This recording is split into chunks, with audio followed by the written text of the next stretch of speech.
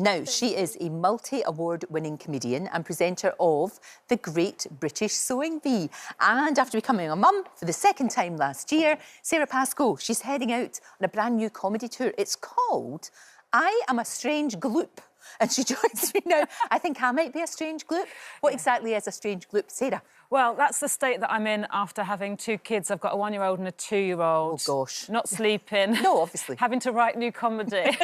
And they said, what's the title for your show? And I was like, oh, God. My last tour was about sort of, you know, being successful and things, and now it's about being broken. Yes, and a gloop. A gloop is a good way to... A gloop, yeah. It's that thing of having stick in your hair and not really caring. Yeah, that's it. Because you haven't got time to wash your hair because you've got 2 tinies. Yeah, 2 tinies. Yeah. I think I was pregnant the last time I saw you. I was here in my big dungarees. I remember, and you looked absolutely beautiful. And, of course, both babies IVF? Yes, that's right, yeah. It's great that you were able to do that. Because had you not sort of thought to yourself, this might not ever happen to me? I thought 40 was my cut-off, actually, where I thought, OK, that's it.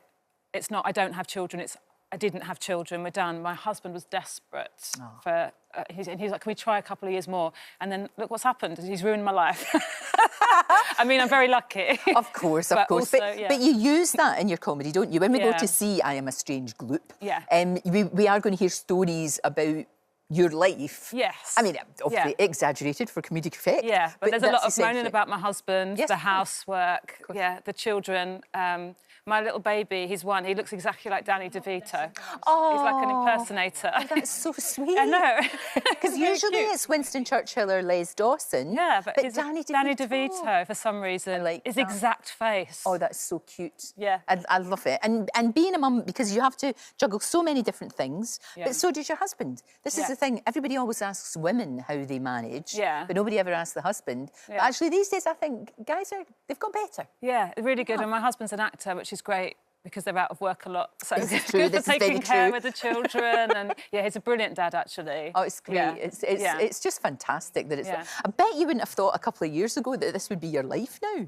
No, I thought I was going to have one of those sort of lovely, glamorous lifestyles where you got to travel and be obsessed with your work and finish books. Yeah, oh, no, forget that. Forget that. There is just no sleep, as you said. It's the sleep thing, actually, that does make you kind of a bit crazy. Yeah, well, it does, that's it. And also, a lot of my stand-up now comes to me in the middle of the night when I'm up with a baby. Right. And so I've got this sort of recurring dream that I keep having. Because, you know, when you wake up, you remember a dream, and it's that I'm on the Graham Norton show, which is obviously, along with Lorraine, a highlight, a real sort of, like, amazing showbiz, glamorous thing. But in this dream, I'm sitting next to Danny DeVito. Oh, with your Danny DeVito?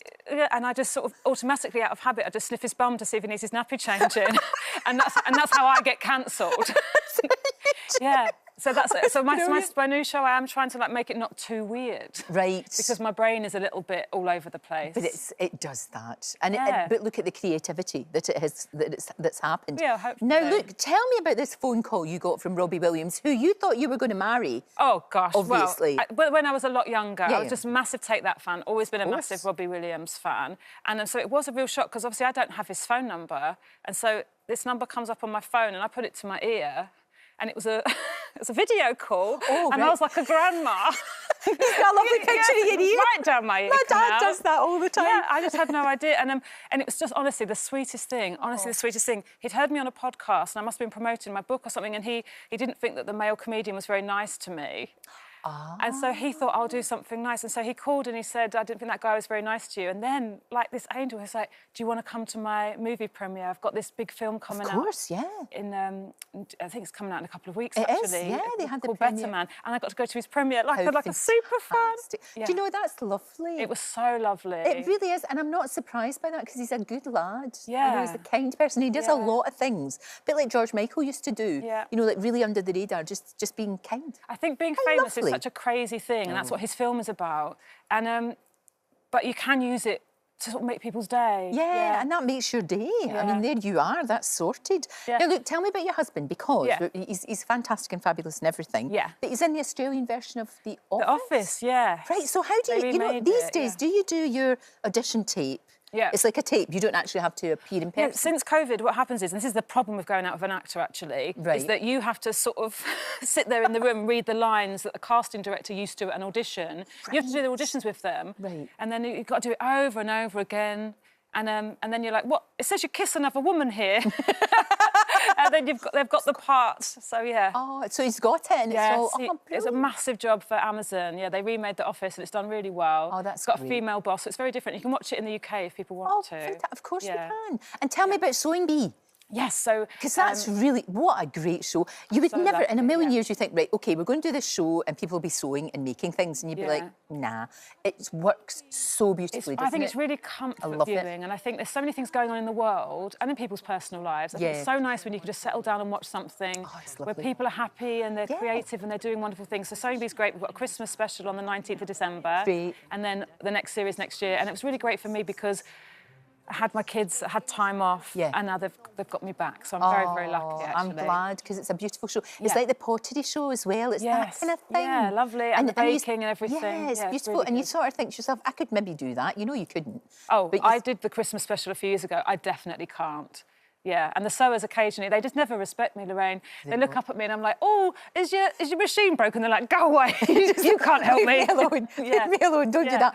But it's great to see you. I Am a Strange Gloop starts June. June next year, yes. I love I Am a Strange Gloop. You've got to do a TV series about gloops. About gloops. Yeah. Yeah, just being like, here's some Vaseline. Yeah, no, I like that. Yeah. I think it's a good idea. And we'll get a glimpse into your life. Yes. It's so good to see you, Sarah. To see you, Thank you. And you look so Christmassy. So do you. I think we've done quite a nice sort of... Yeah, I think so. I like that. We're like decorations. Yeah, we're middle-aged women of a certain class. Yes. And we are formidable. Do not cross us at your peril. Powerful enemies. Absolutely. Hi there, thanks so much for watching our YouTube channel. We upload new videos every single day. So click here if you're interested in this video, or head to the homepage for more amazing content.